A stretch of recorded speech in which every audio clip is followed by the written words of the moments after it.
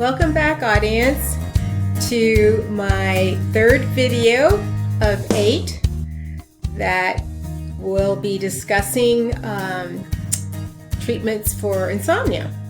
And in this video, we're going to be talking about sleep tips and sleep hygiene. My name is Valerie Williams. I am a nurse practitioner currently working as a sleep specialist in a sleep clinic in Southern California.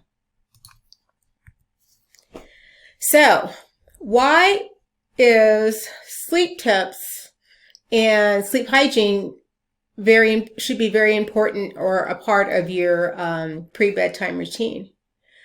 Well, it's been known for a long time that these techniques are very beneficial in preparing your brain for sleep. So what they do is they start to do activities that are less stimulating to your brain, that are more calming to your brain. And when you do these things prior to your bedtime, then it helps your brain to be trained to know that when these techniques and behaviors are instigated night after night prior to your bedtime, that the next thing that should be happening is sleep. So that's why these behavioral changes are extremely important to incorporate and use on a nightly basis to train your brain to be able to sleep better. And research has actually found that when you combine these behavioral changes and using sleep hygiene and sleep tips that I'm going to tell you today, that you'll have a lot more effective treatment of your insomnia symptoms. And it's actually, for long-term insomnia, it is better than medication. So what are some of the sleep tips? So you're going to wake up at the same time 7 days a week, and also, waking up at the same time 7 days a week also comes with, going to bed at the same time so that your brain can develop a routine. So the first thing you're going to do when you wake up is get sunshine. Okay, so sunlight is the best if you can get direct sunlight.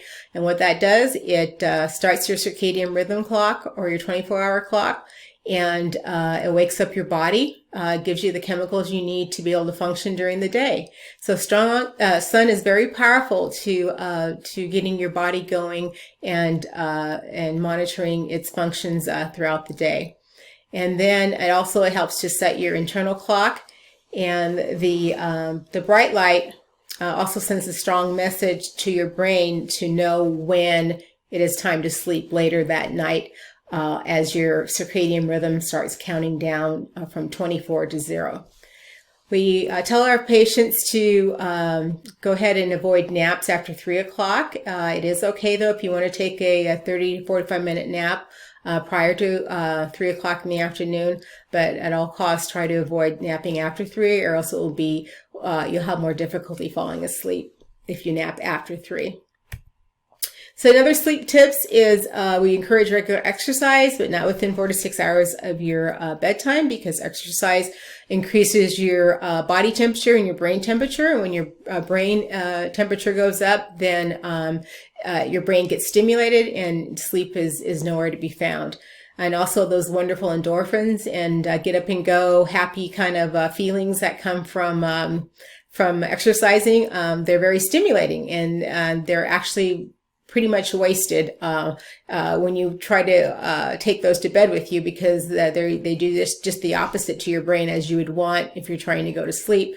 So we want people to have their brains cool and calm before sleep time. So avoid exercise 4 to 6 hours before your bedtime. Also, caffeine can be also found in many different products. A lot of people, my patients would always very adamantly say they don't drink coffee, but then I ask them, well, what do you drink? And they'll tell me, oh, black tea, green tea, and they'll just drink it all day. So I have to re-educate them that those products are very high in caffeine levels.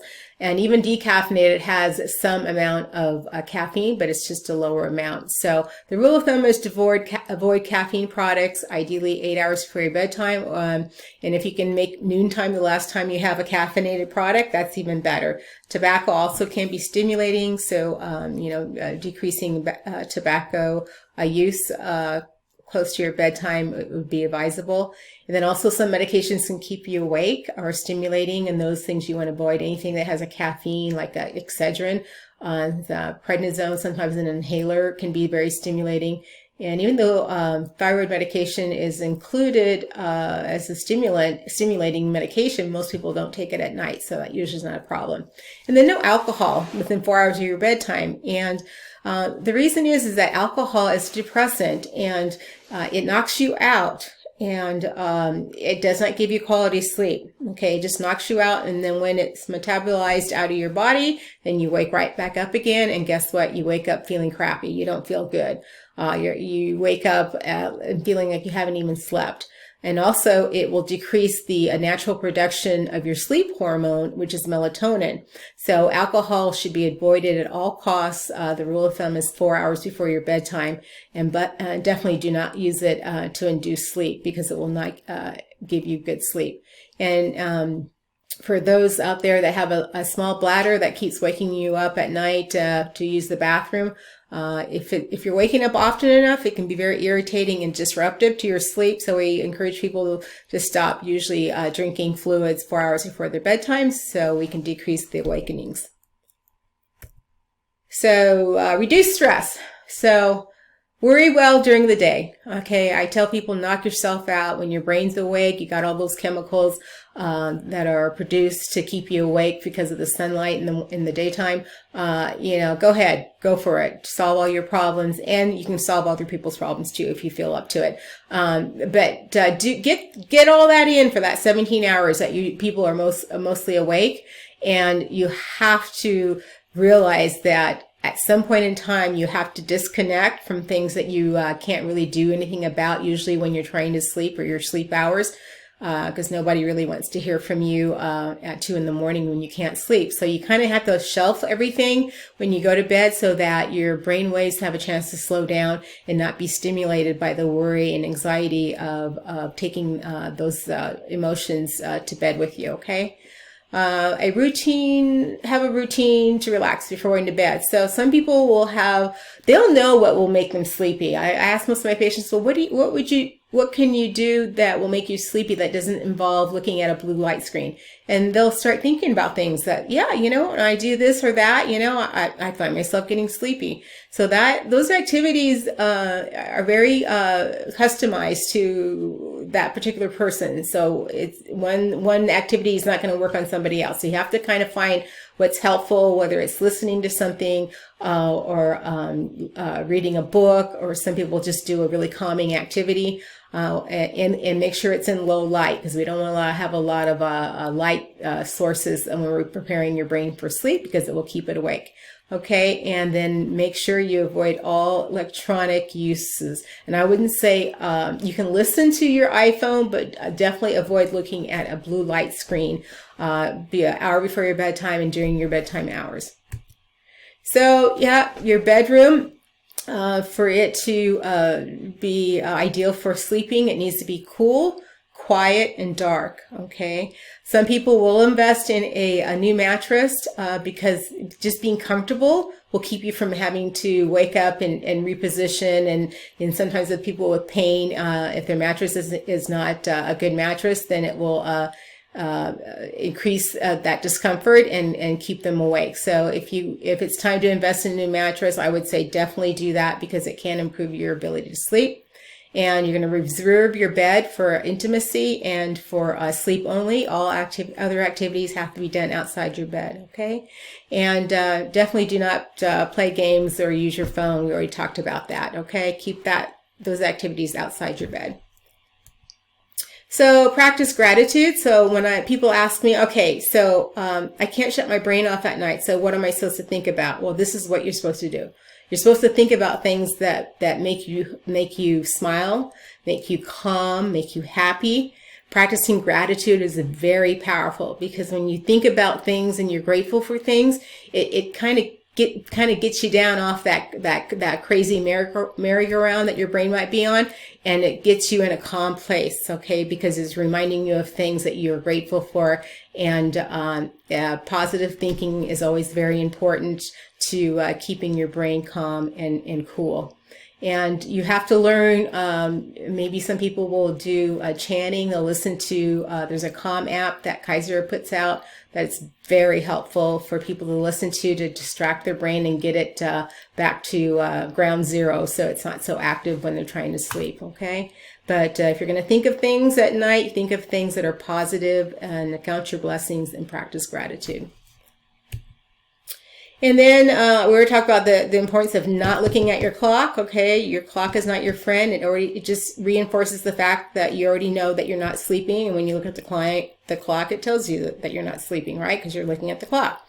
So it just increases your anxiety, causes chemicals like adrenaline to be emitted in your brain because you get upset when you see that you're not sleeping, and then your brain gets a hit of stimulus, and it doesn't know that you don't want that stimulus. You don't like that stimulus, but it doesn't know the difference. So it just keeps doing it. And usually people will find it will wake them up every 2 hours or every hour and a half, and they'll just wonder, why in the heck am I waking up every 2 hours or every hour and a half? It's because you've trained your brain to wake you up and give you that jolt of stimulus. So you have to not look at the clock so that it doesn't have that trigger to stimulate you with and increase the anxiety. So not looking at the clock is important, okay?